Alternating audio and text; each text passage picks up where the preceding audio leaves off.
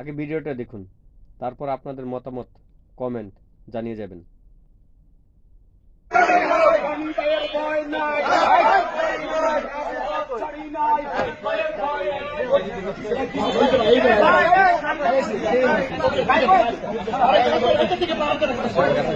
দেখেছেন ভালো করে, সবকিছু বুঝতে পেরেছেন। সাবেক ইসি যদি 2014, 18, 24 ইলেকশন করার জন্য তাকে বিএনপি এবং জামাত জোটাপেটা করে এবং একজন মুক্তিযোদ্ধা হিসাবে তাকে অসম্মান করে, তাহলে আমার প্রশ্ন হলো বিএনপির ভাই এবং জামাতের কাছে, আপনারা এখন যে নির্বাচন এবং যে ইলেকশন করতেছেন তার জন্য কিন্তু আপনারা সেম দোষর, তার জন্য আপনারা কিন্তু ফ্যাসিস্ট। আপনাদেরকে বলবো, আপনাদেরকে বিগত বছর মাননীয় প্রধানমন্ত্রী কিন্তু ইলেকশনে আসার জন্য বাধা দেয়নি, আপনাদের কিন্তু ইলেকশন না করার জন্য কোনো বিজ্ঞপ্তি দেয়নি, আপনারা নিজে ইলেকশন বয়কট করেছেন, আপনারা ইচ্ছাকৃতভাবে ইলেকশনে আসেননি।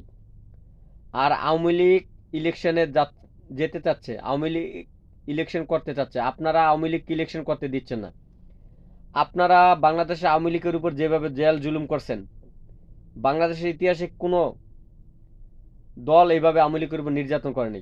তারপর আমরা ইলেকশন করতে চাই, আমরা সুষ্ঠু নির্বাচনে অংশগ্রহণ করতে চাই, আপনারা আমাদেরকে অংশগ্রহণ করতে দিচ্ছেন না।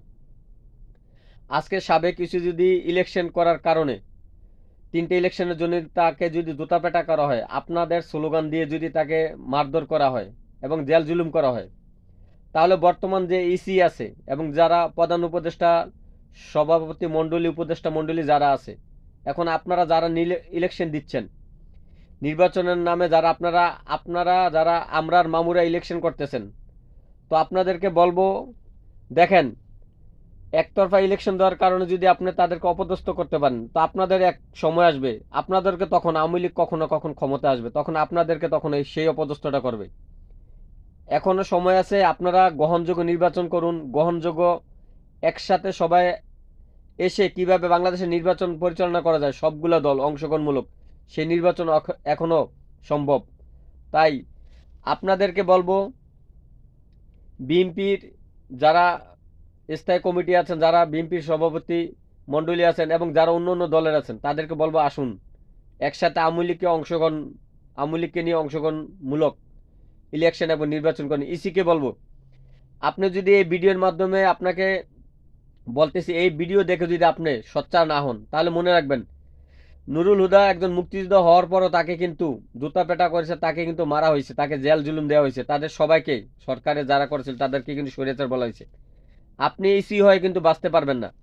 যারা এই ইলেকশন দিবে, যারা এখন আপনারা ইলেকশন দিবেন, মনে রাখবেন আপনাদের একদিন না একদিন আল্লাহ কিন্তু ইতিহাস কিন্তু পুনরাবৃত্তি হয়, ইতিহাস কখনো বিনষ্ট হয় না, ইতিহাস কিন্তু আবার নতুন করে লেখা হয়।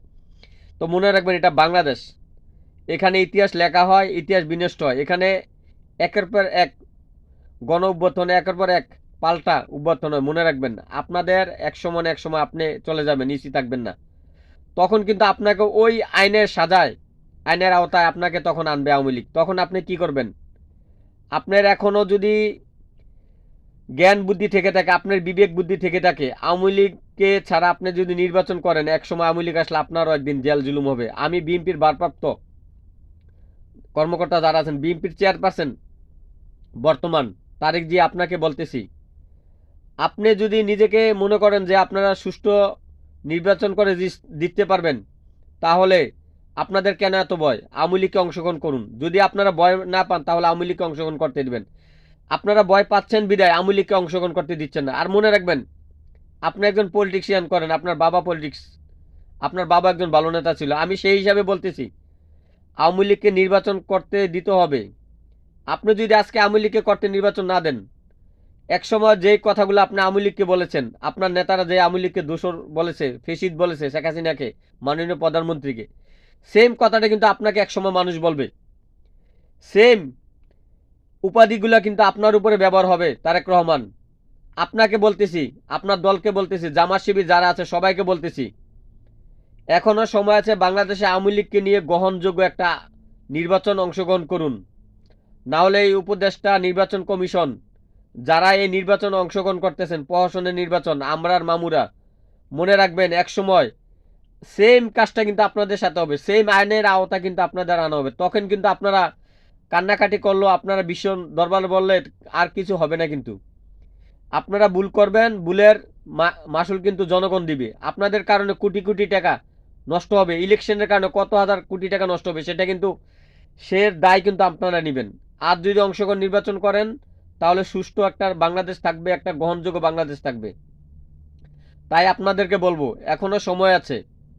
আর যারা বাংলাদেশে আওয়ামী লীগ এবং শেখ মুজিবকে ভালোবাসেন, ধারণ করেন, আপনাদেরকে বলতেছি, আপনাদের যদি নিম্নতম লজ্জাবোধ থেকে থাকে, নিম্নতম যদি আত্মসম্মান থেকে থাকে, এই বাংলাদেশে আমরার মামুরা যে নির্বাচন করতেছে, জামাত এবং বিএনপি, তারা কিন্তু একসময় একজোট ছিল।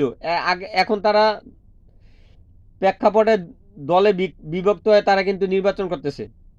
তাই আপনাদেরকে বলবো, নো ভোট নো ভোট। মাননীয় প্রধানমন্ত্রী বলেছে একবার আপনাদেরকে, নো ভোট নো ভোট।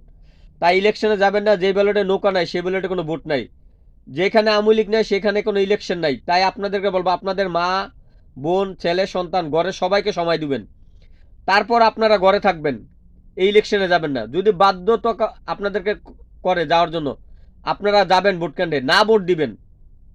যদি আপনারা দেখেন পারতেছেন না, থাকার জন্য যাইতে হবে, তাহলে না ভোট দিবেন ইলেকশনে গিয়ে।